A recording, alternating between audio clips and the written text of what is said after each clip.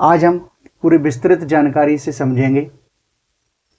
जैसा कि मैं आपको बता रहा हूं कि मध्य प्रदेश के गठन की प्रक्रिया कई चरणों में गुजरी है।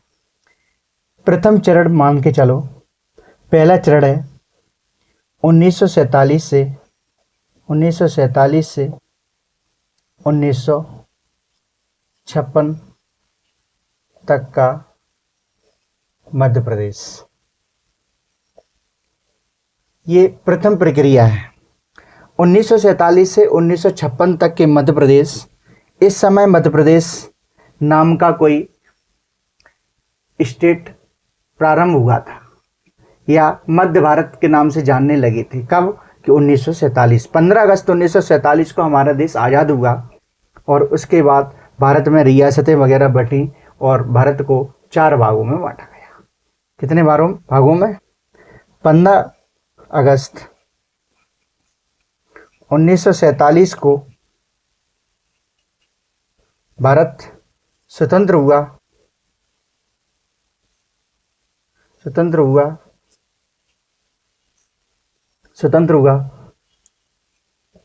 उसके बाद भारत को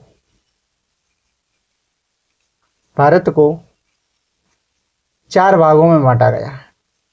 4 भागों में बांटा गया।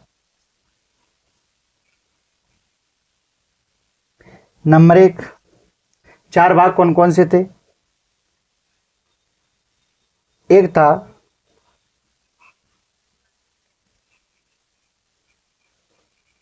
ब्रिटिश प्रांत क्षेत्र,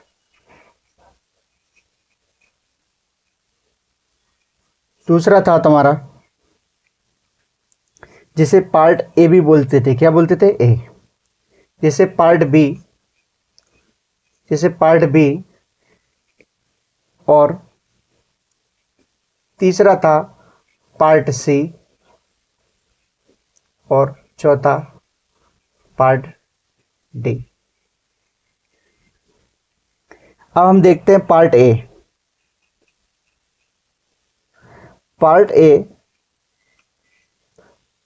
ए क्या था, समझते हैं। पार्ट ए में इसमें वो क्षेत्र जो अंग्रेजों के अधीन रहे,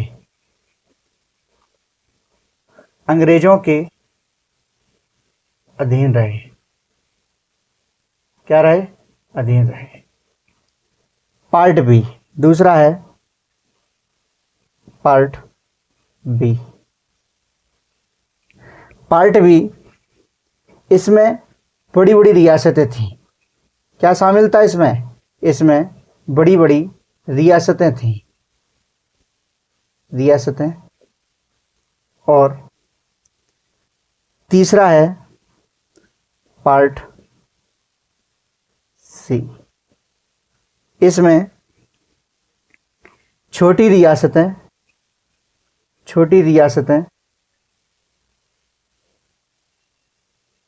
शामिल थी। और पार्ट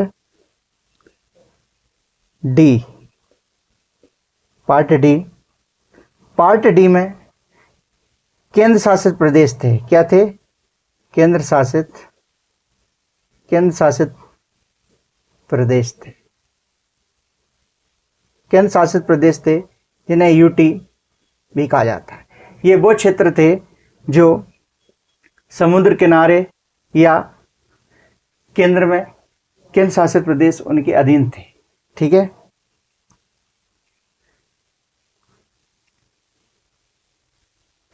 ये थोड़ा भारत की जानकारी है, इसको हम थोड़ा समझ लेते हैं। पार्ट ए क्या था? पार्ट ए वो क्षेत्र थे जो अंग्रेजों के अधीन थे। किसके? अंग्रेजों के अधीन थे, जिन पर अंग्रेजों का अधिकार था। तो ये पार्ट ए में थे, रखे गए थे। सरदार वल्लभ भाई पटेल और जवाहरलाल नेहरू इन लोगों ने जब देश को व्यवस्थित किया तो पार्ट ए में वो क्षेत्र रखे गए जो अंग्रेजों के अधीन थे। पार्ट बी में वो बड़ी बड़ी रियासतें रखी गई जो राजा महाराजाओं ने अंग्रेजों के विरुद्ध रहे, हमेशा उनके साथ मिले नहीं, उनकी रियासतें बची हुई थी वो बड़ी बड़ी रियासतों में रखे गए। पार्ट सी में वे छोटी छोटी रियासतें जो हमेशा अंग्रेजों से दूर रहती थी उनके साथ नहीं मिली वो रियासतें, और इन्हें बड़ी बड़ी रियासतों का संरक्षण प्राप्त था। और पार्ट डी में भारत के केंद्र शासित प्रदेश रखे गए थे, जो समुद्र के किनारे के क्षेत्र के जो राज्य हैं इन सभी को इसमें रखा गया था। यह है पार्ट ए, पार्ट बी और पार्ट सी और पार्ट डी। अब आगे की प्रक्रिया हम मध्य प्रदेश के संबंधित पढ़ेंगे।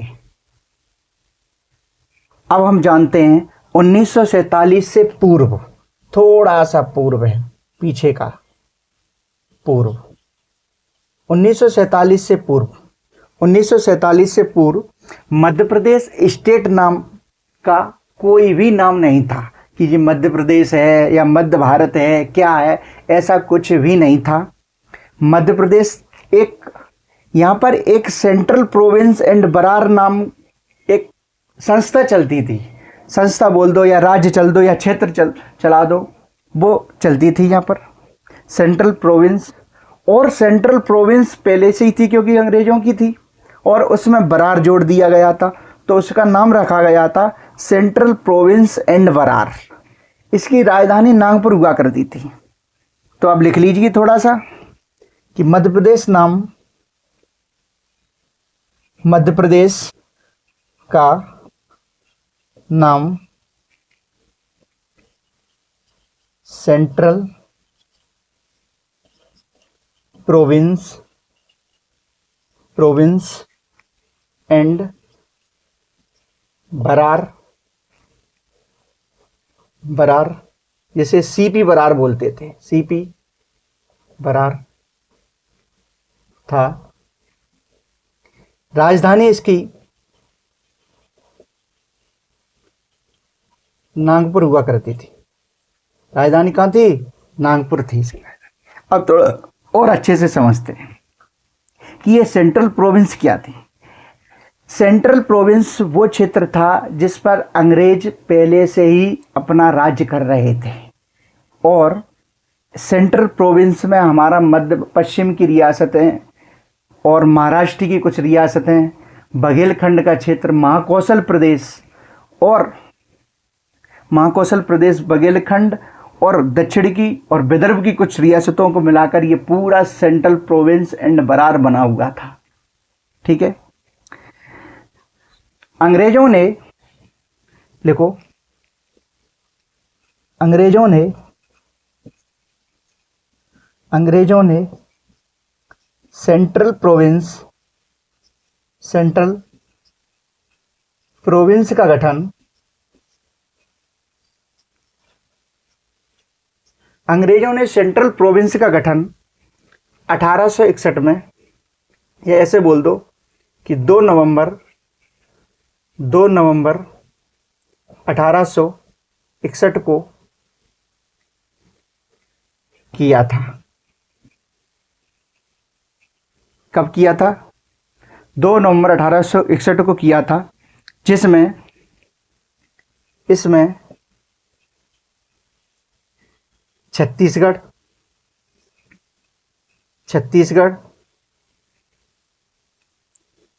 और महाकौशल प्रदेश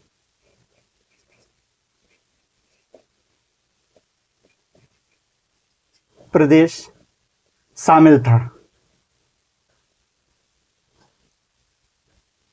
क्या था? छत्तीसगढ़ और महाकौशल प्रदेश को मिला करके इनने सेंट्रल प्रोविंस का गठन किया था 2 नवंबर 1861 को।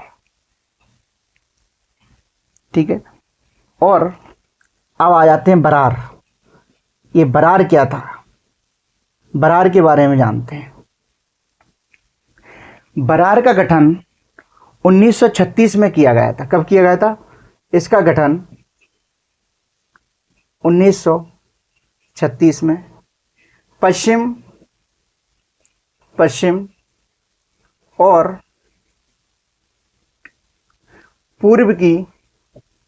पश्चिम पूर्व की तथा विदर्भ का प्रदेश मिला करके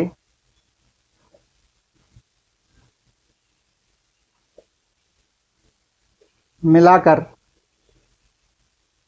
इसका गठन किया, इसका गठन किया गया।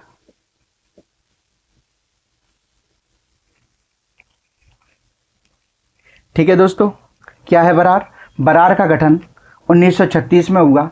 पश्चिम और पूर्व तथा विदर्भ प्रदेश की और अपना बघेलखंड भी इसमें शामिल था, बुंदेलखंड भी इसमें शामिल था, को मिलाकर के एक बरार बनाया गया। छत्तीसगढ़ का, जिसे दंड आरण्य क्षेत्र भी बोलते थे, वो इसमें शामिल था। तो बरार का गठन किया गया और बरार को इसमें शामिल कर लिया गया। किसमें? Central province and Berar. तब से बोलने लगे इसे, तब से इसे सीपी, सीपी मतलब central province and Berar, Berar बोलने लगे।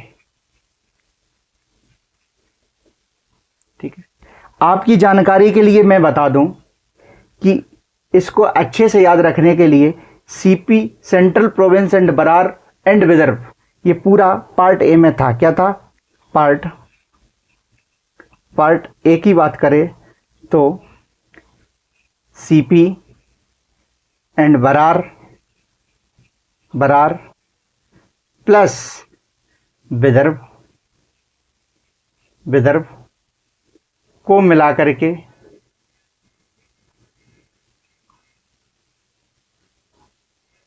बनाया गया।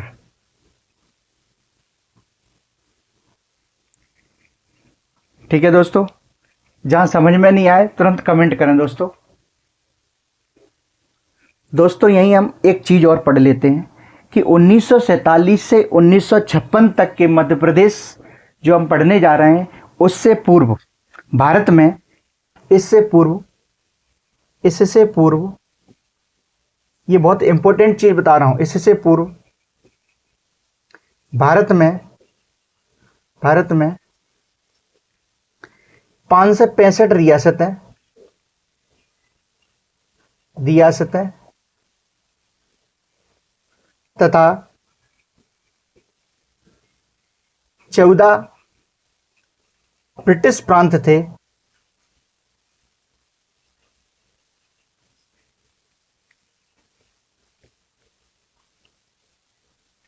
और 1948 आते आते, सन 1948 में स्वतंत्रता के बाद 48 में भारत को 4 भागों में बांटा गया था। बहुत इंपॉर्टेंट चीज है दोस्तों, लिख लीजिए। दोस्तों अब हम मध्य प्रदेश के संबंध में बात करते हैं। भारत को 4 भागों में बांटा गया, लेकिन भारत को 4 भागों में, लेकिन मध्य प्रदेश को 4 भागों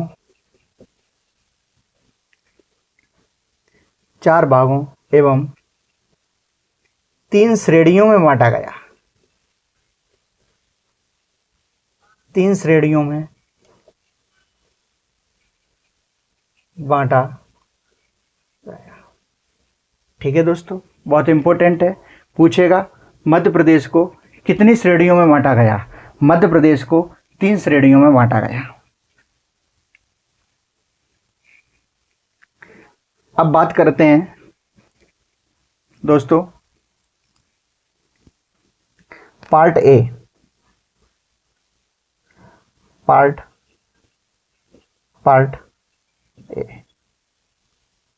ए, जिसे अभी बताया था दोस्तों, CP and Berar, central province and Berar, CP and Berar, British काल में सीपी एंड बरार नामक एक प्रांत था, पर इसकी सीमाएं मध्य प्रदेश से बिल्कुल अलग थी। किससे? मध्य प्रदेश की इससे सीमाएं कितनी लगती नहीं थी, बिल्कुल अलग थी। ठीक है। जब मध्य प्रदेश का गठन हुआ तो सीपी का कुछ भाग, ठीक है, सीपी एंड बरार का कुछ भाग मिला करके इसका गठन किया गया सीपी। तो आप सीपी के बारे में डिटेल पढ़ लीजिए। सीपी एंड बरार नामक एक प्रांत था जिसकी सीमाएं मध्य प्रदेश से आज के मध्य प्रदेश से बिल्कुल भिन्न थी। कैसी थी? बिल्कुल भिन्न थी। ठीक है दोस्तों।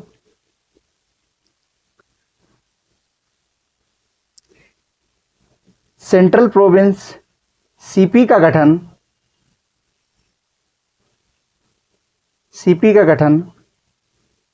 2 नवंबर, पीछे पढ़ा चुके हैं दोस्तों, 1861 को हुआ, अंग्रेजों द्वारा किया गया। सीपी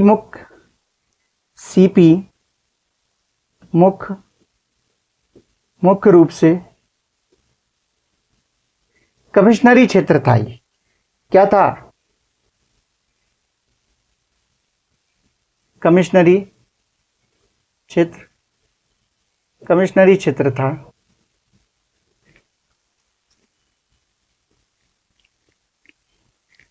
चौबीस अक्टूबर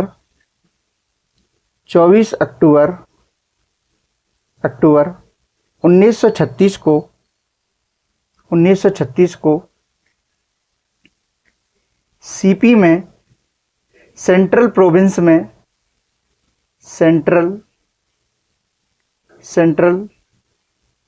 प्रोविंस में बरार जोड़ा गया।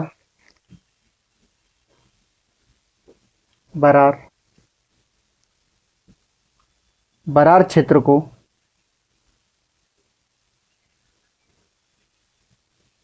जोड़ा गया।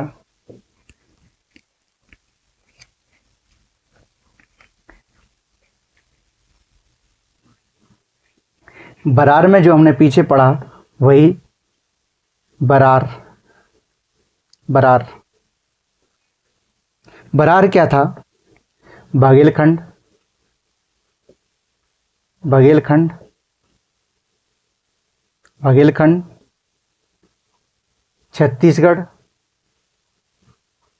छत्तीसगढ़ प्लस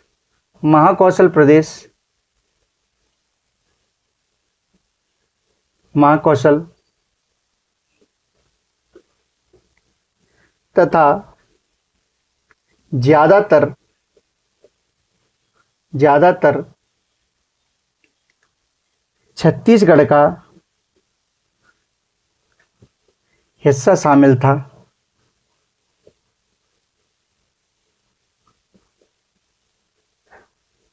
बरार में क्या था? बघेलखंड, छत्तीसगढ़ तथा महाकौशल प्रदेश। ये जो महाकौशल प्रदेश है इसकी राजधानी कहाँ हुआ करती थी? जबलपुर। ये स्वतंत्र थी, इसकी राजधानी जबलपुर हुआ करती थी। इसकी राजधानी सीपी का ही भाग थी, पर ये मिला ली गई थी महाकौशल। इसकी राजधानी कहाँ थी? जबलपुर थी। ठीक है। अब पार्ट ए बना। पार्ट ए क्या है? ये part A CP and Berar plus Vidarbha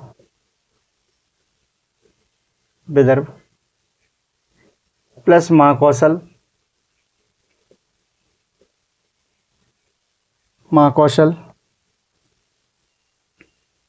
को मिलाकर के पार्ट ए बना।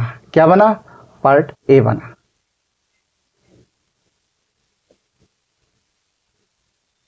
मिलकर बना।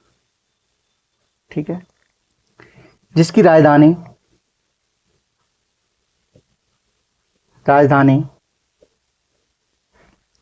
नागपुर हुआ करती थी। नागपुर थी। इसमें रियासतों की संख्या, भैया ये क्षेत्र जब पार्ट ए बना, जब अंग्रेजों ने बनाया तो इसमें रियासतें तो मिलाई ही गई होंगी। अंग्रेजों के जो अधीन हो गया होगा वो इसमें शामिल किया गया होगा। इसमें रियासतों की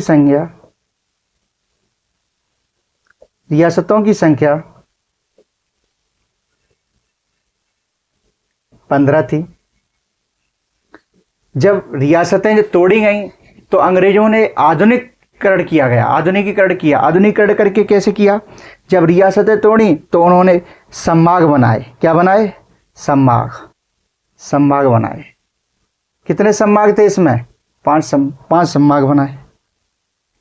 फिर इन्होंने जिले भी बनाए। अब संभाग बड़े बड़े हो रहे थे तो उन्हें भी तोड़ दिया। जब उन्हें तोड़ा तो जिलों की संख्या कितनी बनाई? इसमें जिले शामिल थे 22। कितने? 22 जिले थे, 5 संभाग थे और 15 रियासतों को तोड़कर बनाए गए थे। ठीक है। पार्ट ए, इसके मुख्यमंत्री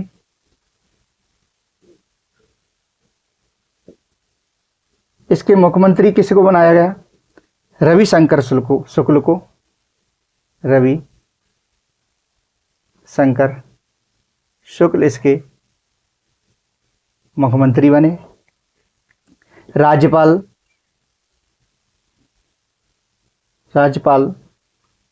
कौन बना? ई राघवेंद्र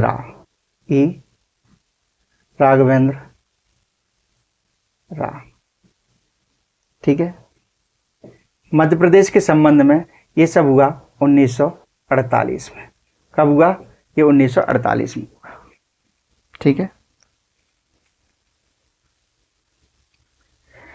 मध्य प्रदेश के संबंध में थोड़ा और जान लीजिए पार्ट ए का महत्व। आज के मध्य प्रदेश में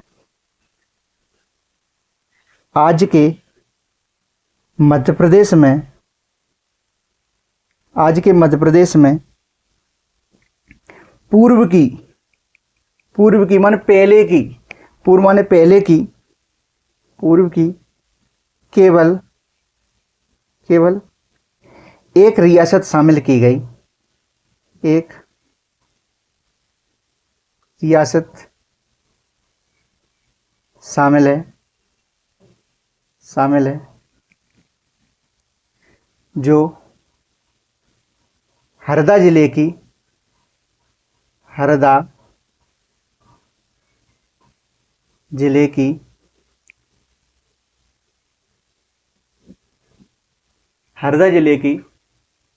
मकड़ाई तहसील।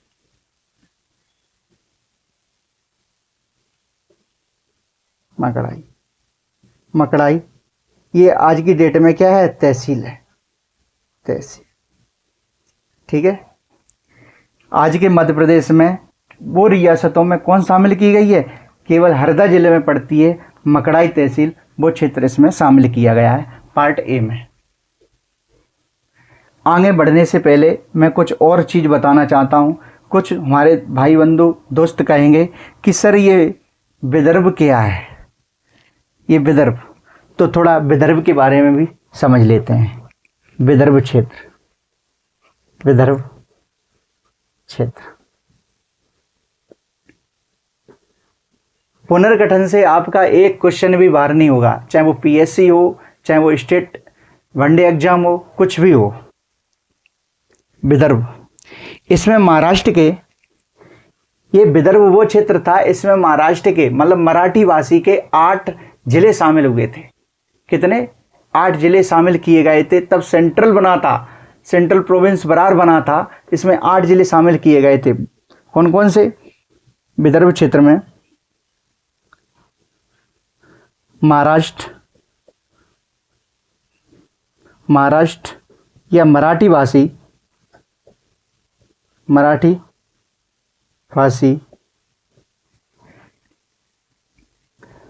8 जिले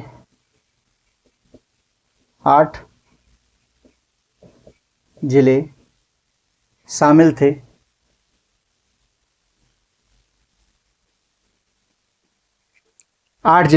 थे। कौन कौन से? अकोला,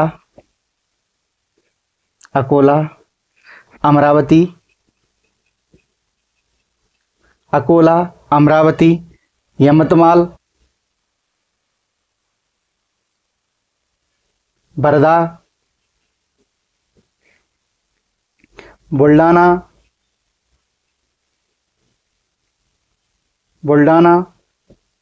चांदा,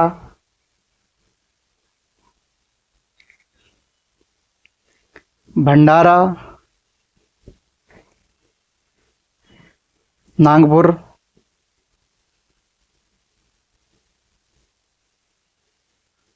ये 8 जिले मराठी भाषी, ये 8 जिले शामिल थे। इसको विदर्भ क्षेत्र बोलते थे। क्या बोलते थे? विदर्भ प्रदेश बोलते थे, कहते नहीं थे विदर्भ प्रदेश। ये इसमें शामिल था, सेंट्रल प्रोविंस एंड बरान में। अब हम पार्ट 2 पढ़ेंगे।